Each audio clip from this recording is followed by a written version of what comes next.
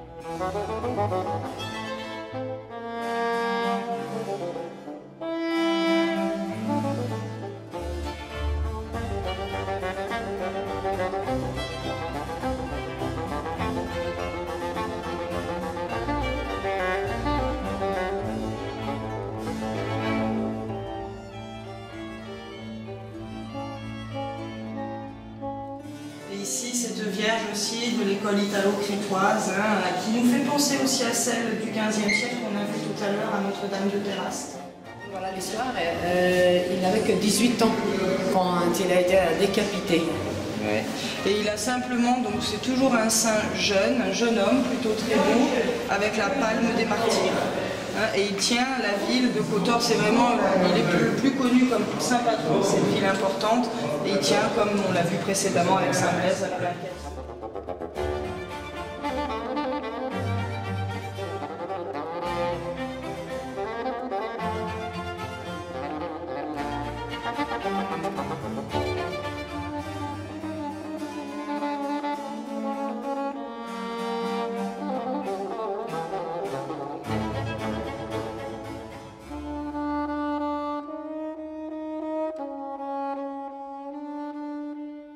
C'est très important, la tradition des œufs-pains.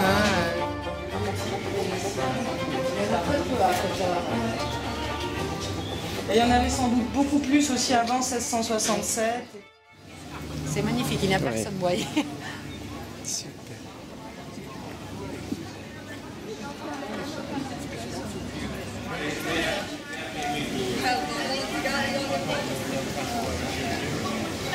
Encore un beau palais, cette fois-ci en style baroque. C'était bâti au XVIIIe siècle par la famille de Curina.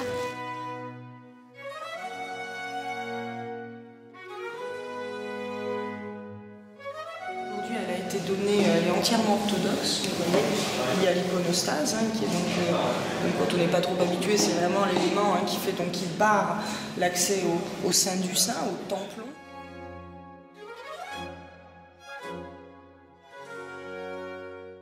Vous avez, ça c'est assez rare, c'est parce que le lieu est très petit, donc normalement ce sont des portes, là on a fait comme on pouvait, la porte est ici, mais on a symbolisé la porte centrale qui est toujours la porte royale par cette figure découpée, ajourée du Christ en majesté, qui est représenté là comme un empereur vénitien en fait, vénitien byzantin pardon, exactement avec les types de costumes. Vous avez encore celui qu'on a rencontré tout à l'heure, Saint qui a mauvaise mine là dans son cercueil, c'est un Spiridon, toujours tout gris, donc à qui est dédiée cette chapelle.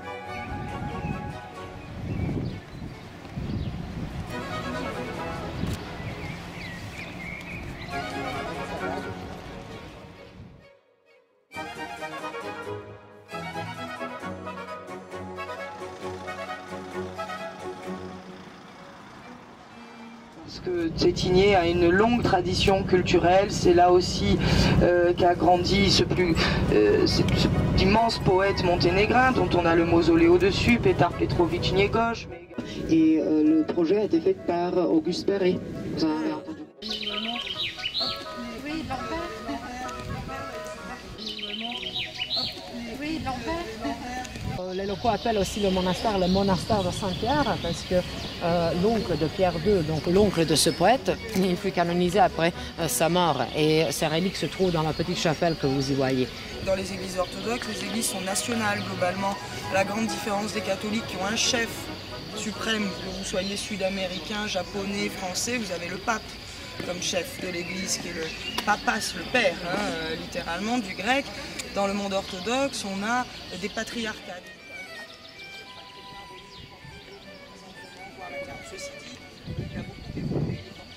Vous avez déjà une vue sur la capitale du pays dans cette vaste plaine, la plus grande aussi au Monténégro. L'ancienne Titograd, aujourd'hui Podgorica, littéralement au pied des montagnes.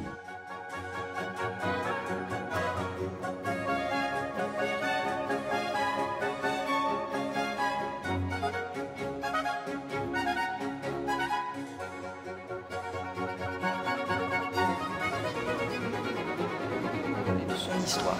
Et on a les scènes typiques, là aussi qui sont reprises, c'est très beau, c'est vraiment dans le canon, ce qu'on appelle le canon byzantin, comme ici, toujours sur le mur occidental, la scène de la dormition de la Vierge, toujours donc à l'ouest, au côté des morts comme à l'époque de l'Égypte ancienne.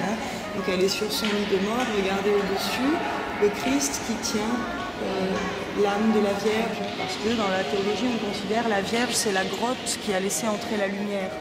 Via l'incarnation. Donc la grotte est un symbole marial en tant que tel. Donc on voit bien la nativité, la Vierge qui enlace l'enfant, le lavement de l'enfant, comme on a vu d'ailleurs à Troguir. C'est le maréchal Tito qui est avec son chauffeur dans Belgrade. Eh bien, il le conduit et puis le chauffeur demande « Maréchal, à ce feu, dois-je tourner à gauche ou à droite ?» Maréchal répond « Mets ton clignotant à gauche, mais tourne à droite. »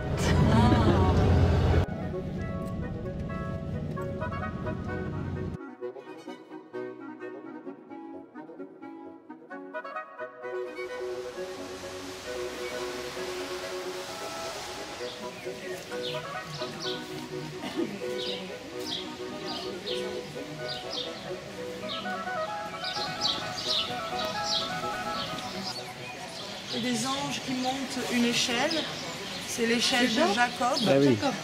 L'échelle de Jacob, une vision qu'il aurait eue d'anges montant et descendant une échelle. Jacob est là, endormi, couché. C'est l'échelle de Jean Climac, bien moins connu que l'échelle de Jacob. Et c'est un théologien byzantin qui a mis au point ce texte en fait. C'est une échelle initiale. Exactement, c'est l'échelle initiatique, l'échelle de Jean Climac. Saint-Nicolas, mais en langue albanaise. Shen Kola. Kola, Shen, qui évoque la présence de populations albanophones déjà il y a fort longtemps. En fait, on est aussi dans des zones frontalières où les populations slaves se sont très tôt mélangées à des populations albanophones. Et aujourd'hui, c'est aussi un sujet un peu sensible parce que le Monténégro a 30% d'albanophones sur son territoire, donc première minorité du pays.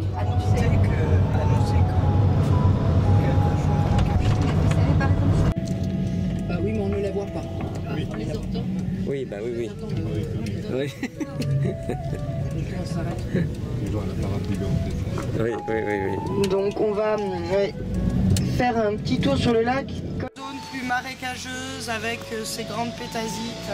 On les voit déjà ici, ouais. Voilà, Ça vient du mot grec pétase, c'est ce que veut dire le grand chapeau. Ce chapeau plat.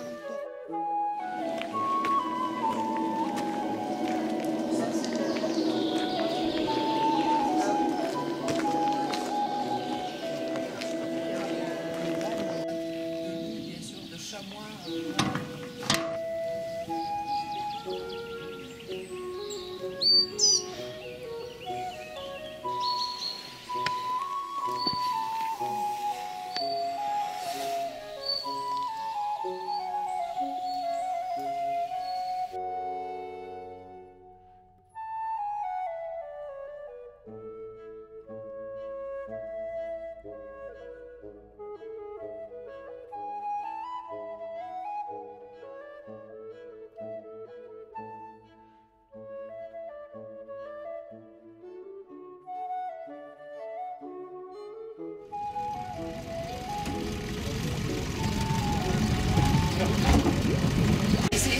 ce pont qu'on a traversé déjà. Maintenant, on va sous le pont vers la rivière. Donc, on va remonter, on va faire 12 km. Skadar, on se trouve en Albanie. C'est ça la frontière. La frontière matérielle n'existe pas. Vous voyez l'Albanie, on voit de très hauts sommets aussi derrière, à l'arrière encore, à l'arrière-plan. L'argent des pharmacies Bayer-Hoffmann, fondateur de la réserve. Et là, ils ont retrouvé un rôlier. Ce rôlier d'Europe, c'est un oiseau très beau avec un...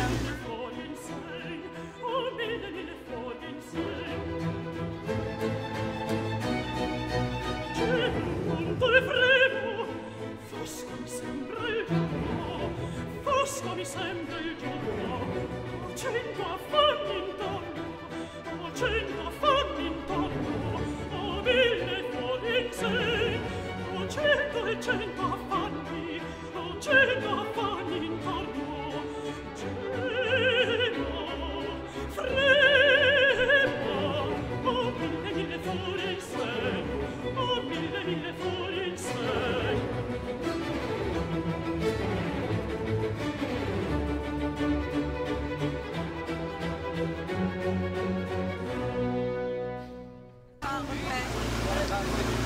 Eh ben, santé à tous, à tous.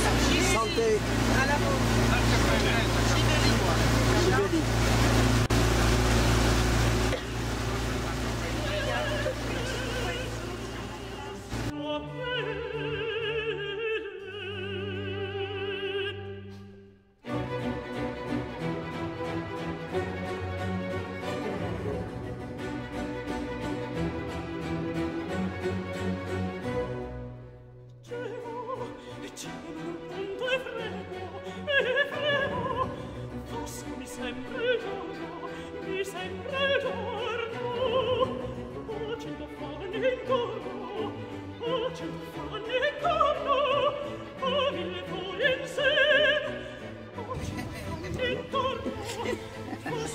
Il va changer la nourrice.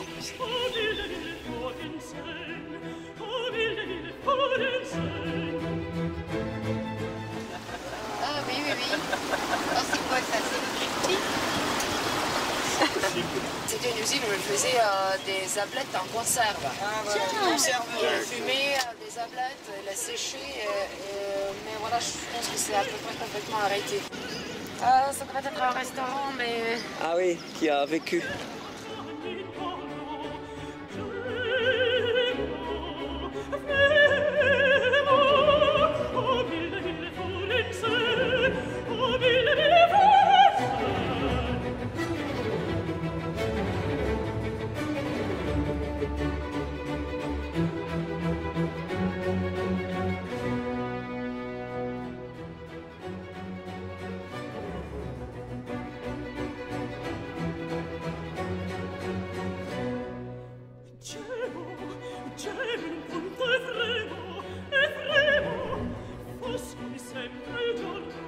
Mi sembra